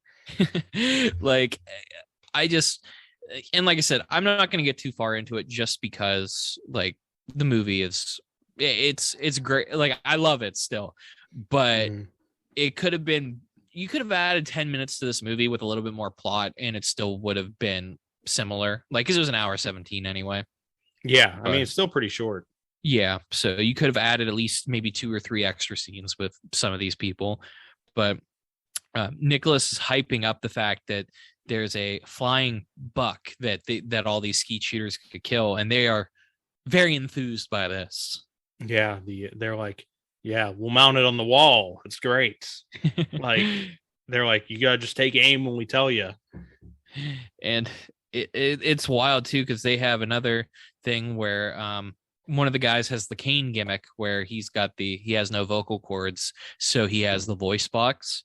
Yes. And he's still smoking while he has this. He's part of the skeet shooters, but they all get ready, and Mac is getting ready to shoot as well. And for some reason gives Nicholas the gun, who, keep in mind, has only shot once in his life, and it was point blank range. But I thought he was really going to get the 360 no scope here. He is 1 for 1. He is. So I guess he's pretty reliable as of right now, statistically. Yeah. So I guess it ended up, I thought that Nicholas actually was the one that got Santa's sleigh down, because Santa's sleigh comes in and he shoots, like you see him through the scope, and all of a sudden the sleigh gets like, it like explodes. Yeah. I mean, maybe he is 2 for 2. I guess that would make sense. But instead we find something else out. What, that her dad had the bazooka? Yes. Hey man, her dad was like, don't worry, we don't need to mount it on the wall. I'll just blow everything up. Yeah, he just bazookas Santa's sleigh down. And like they're all like, hey, it's awesome. None of them are like surprised that Santa's sleigh is flying in the air and that they shot it down the bazooka either. They're just like, hey, you got him. Yeah. And then they make fun of Vinny, who has got the Caan gimmick, for not having vocal cords, essentially. So that happened, I guess. A lot of weird stuff happening at this juncture. Yeah, he ran out of steam at this point, the screenwriter, David Steinman. Yeah, he did. He definitely did. I mean, it happens, though. He set it up well at the end here for a potential future movie, though. He did, because they go to find the remains of Santa and his sleigh and find out that there's a Santa impaled on the flagpole. But it's somebody else. It is not Bill Goldberg. No, it's the pastor. Damn. Dun, dun, dun. So they all are led to believe that the Psycho Santa with the flying reindeer was the pastor all along. And but they know it's not. Yeah, that's the thing. Like, Mac and Nicholas know it's not, but the others think that he is. Yeah, but like they were just like, all right. Yeah, and there was another cringy joke as well, by the way, where Mac's brother, I think, said, "What a scandal! I was one of his altar boys." Oh no. Yeah.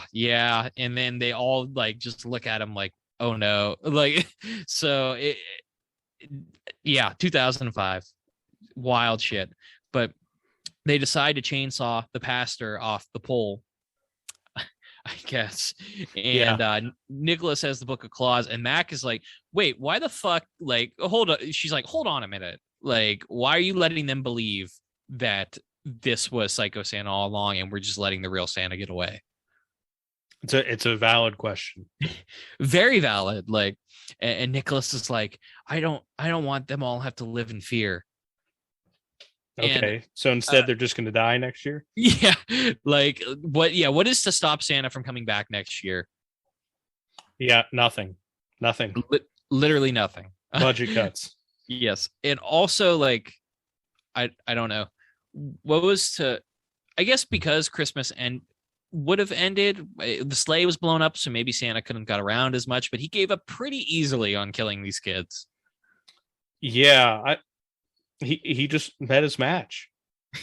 He knew like, okay, well, I got to regroup for next year. Shit, this bazooka blew out my reindeer. So, um, they anyway, he's like, Nicholas is apparently content with his grandfather being gone forever, and that Santa has been run off for the year at least. So he has to live in fear, but he's okay with nobody else living in fear. Yeah, for some reason Nick's just like whatever, but and it's a good spot here at the end though. I agree, and we do get the immortal lines from Nicholas where they're joking around, and I think he playfully like punches Mac in the shoulder, and she says, "You hit like a girl," and he says, "Well, you kiss like a guy." Oh yeah, that was what actually the fuck? Fucking random. That was so random. I was like, they gave this man the worst dialogue in the world.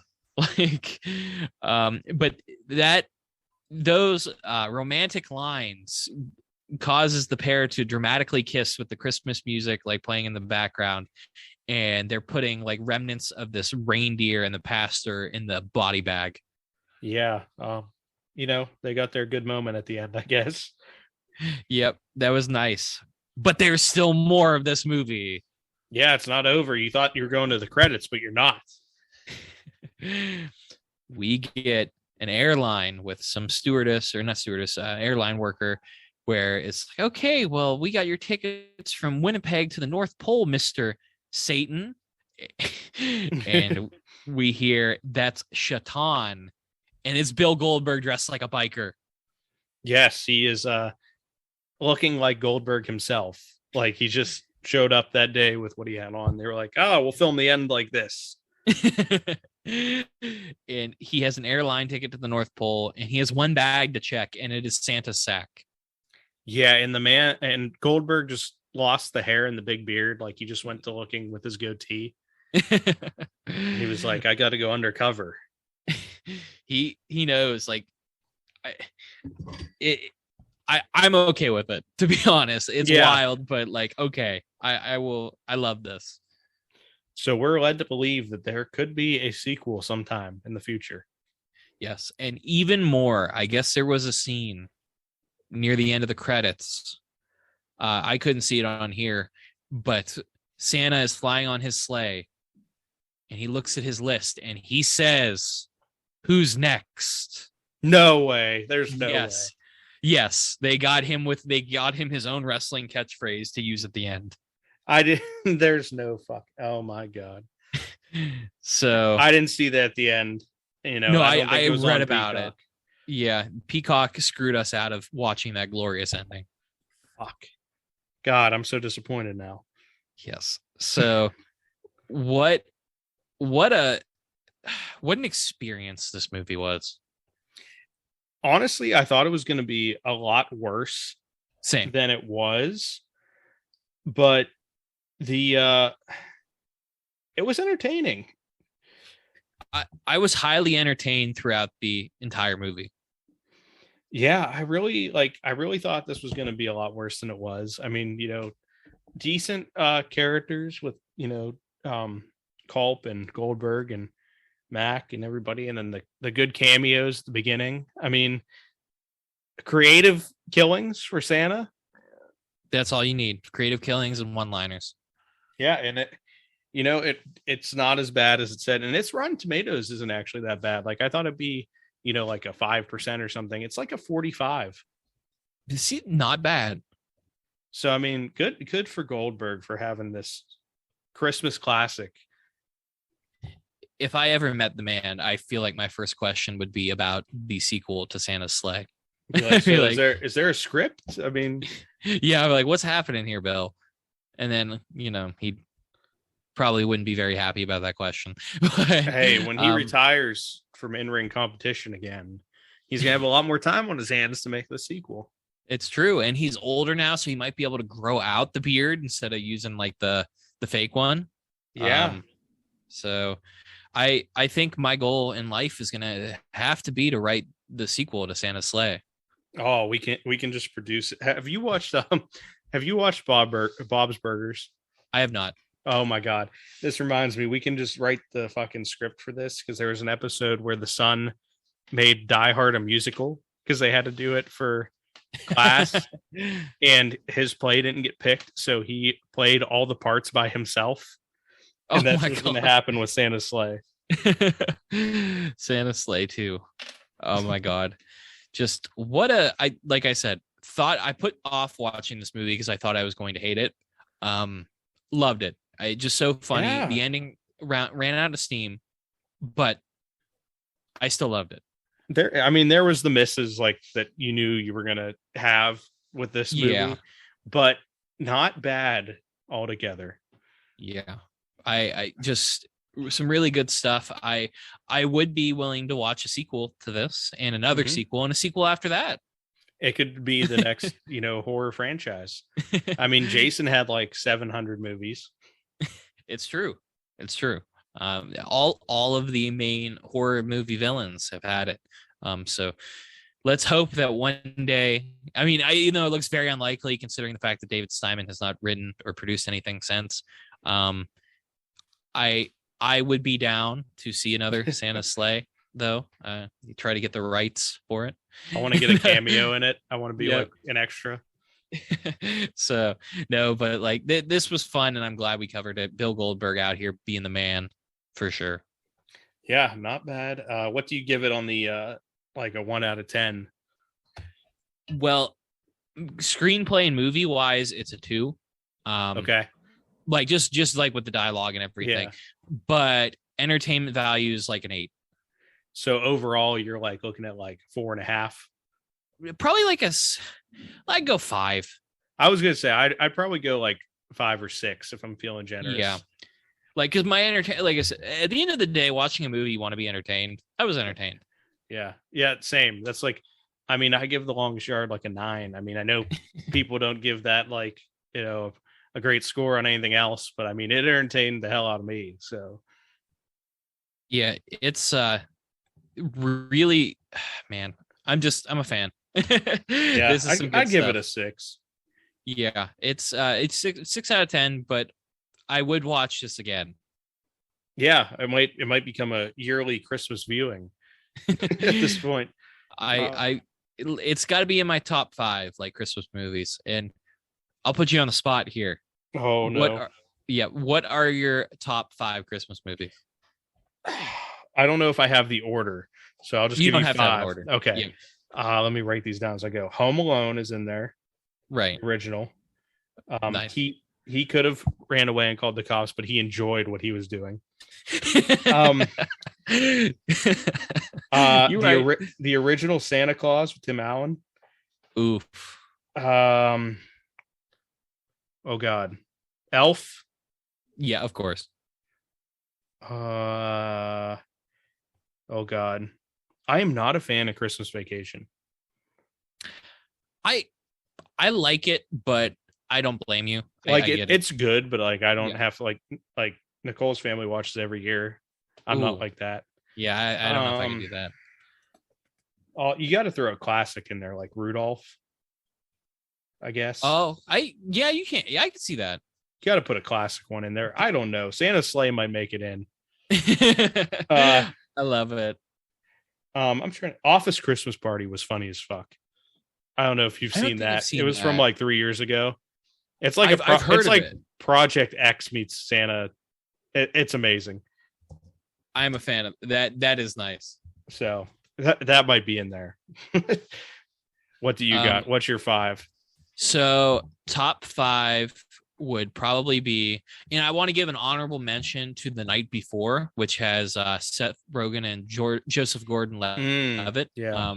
That's an honorable mention because that was I just Googled it, and Anthony Mackie's in it as well. It's 3 childhood friends who annually reunite on Christmas Eve in search of the best party in New York City. I did see that. It's incredible. That's a good movie. Yes. Yeah. Love that movie. But my top 5 would be, number 1, the rest are unranked, but number 1 is Rocky IV. So it is a Christmas movie. Elf is up there. I would say that's when I saw in theaters, even I loved it. Mm-hmm. A Christmas Story, of course. I'm not a fan. Seen it 100. You're not a fan? Well, so I think I've seen it like my aunt would put it on every year. So I think I just got so burnt out of it but I've went to the Christmas Story house. Right. So I can't say I'm not a fan, but I've seen it so many times. Yeah, it's tough because they play that on loop. So Christmas Story, Elf, Rocky 4, Home Alone 2 are tied. I love both of them. Home Alone, oh my God, when he fucking hits him with the iron, kills me every time. The one was like the dude's I always forget the guy's name, the actor, but Marv. He steps. Marv's a character, but like I forget his the actor's name, but where he steps on he pulls a U and like steps on the board like with the nail out on his bare foot. Like, terrible. Yeah, I've seen that going around on Twitter lately too, as that being like they're like one of the most like worse than a rated R movie scene. That and when he breaks in the window and steps on all the fucking like toy cars and ornaments. Yeah, it's like the worst because he's like, I'm gonna kill that kid. He like screams, and I'm like, I agree. Like, fuck that. Yep. Oh God. So those are the top 4, and number 5 is very tough. I would probably have to go with Scrooged with Bill Murray. Okay. I don't think I've seen that. It's very good, very funny. And there's like a very like emotional speech about Christmas at the end by Bill Murray, like a legitimate, and like I was like, oh my God, this like hit me in the feels, man. So, now that I'm like, I just Googled some of them because I'm probably going to be like, oh shit, I forgot all of these. Like, you got The Grinch. Like, the Jim Carrey one. Jim Carrey Grinch is a solid movie. Yeah. I'm trying to think if there's any other ones where I'm like, oh my God. Polar Express people really liked. I'm not a big fan of it. No, I like the book, but when I was a kid, but yeah, Office Christmas Party is worth a watch if anybody hasn't seen it. I think that's check it out. Hilarious. Bad Santa. I love Bad Santa. The second one's like the worst movie I've ever seen, but I couldn't even get through it. But the first Bad Santa was great. Daddy's Home counts as one, I guess, too, with Will Ferrell and Mark Wahlberg, and John Cena shows up at the end. Yeah, you said that. I think he's in the second one too. He is. I think he's like really deep in the second one. I've seen them both, but I just can't remember. But yeah, so there's a lot more that I'm forgetting about that could be up in consideration, I guess. Right. And I didn't mention It's a Wonderful Life because I have not seen it. And it's like 2 hours of a black and white, slow-paced movie. So I don't know if I ever will. Also have not seen it. That, and you got to put the honorable mention with the just the Yuletide log on repeat. What's that?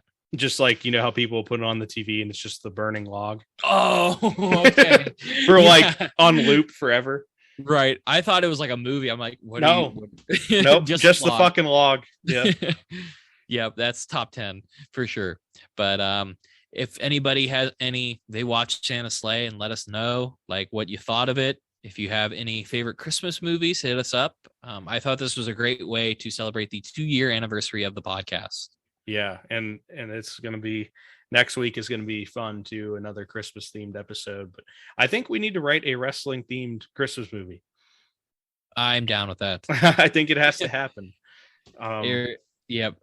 The only other wrestling themed Christmas movie I could think of with wrestlers in it was that one with The Miz and Paige. It was like a USA. Oh yeah, I forgot that. Santa with Muscles was Hulk Hogan. Right? Oh my God, I forgot about. Yeah, I won't watch that because it sounds awful. But, yeah, no, it sounds terrible.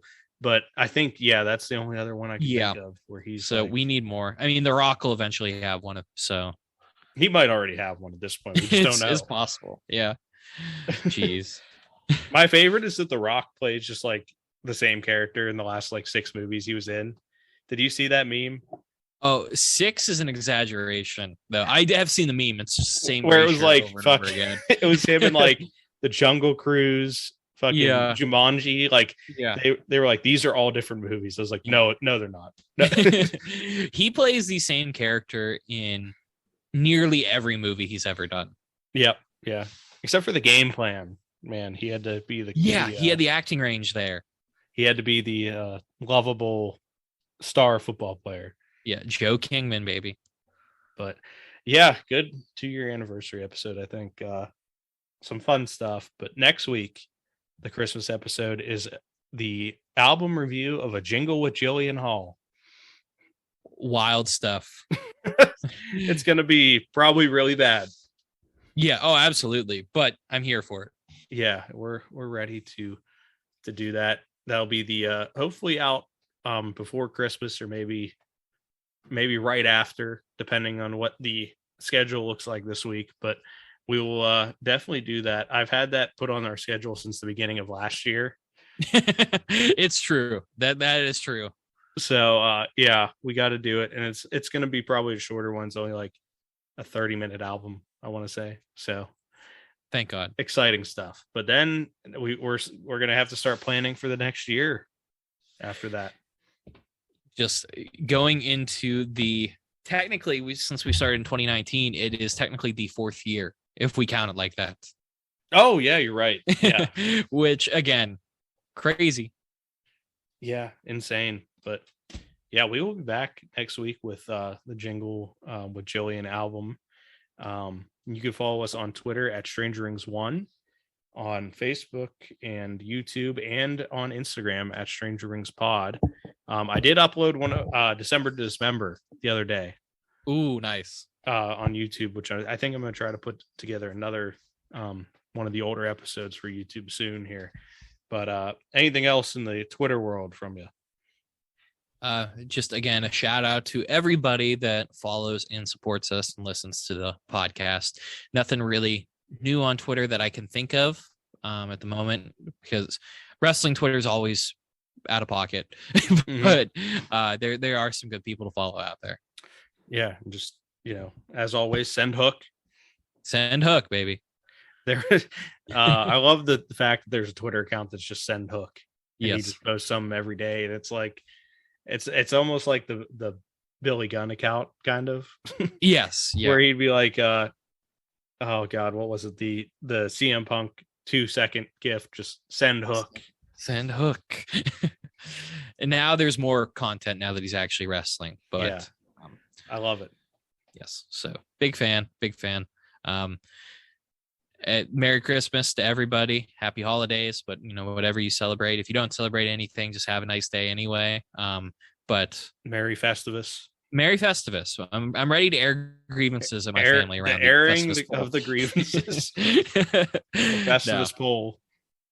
Oh God, I love that. But yeah, Merry Christmas, everybody. We will be back hopefully before Christmas, but we're excited for the new year too coming up. But until then, we will see you, and thank you for listening.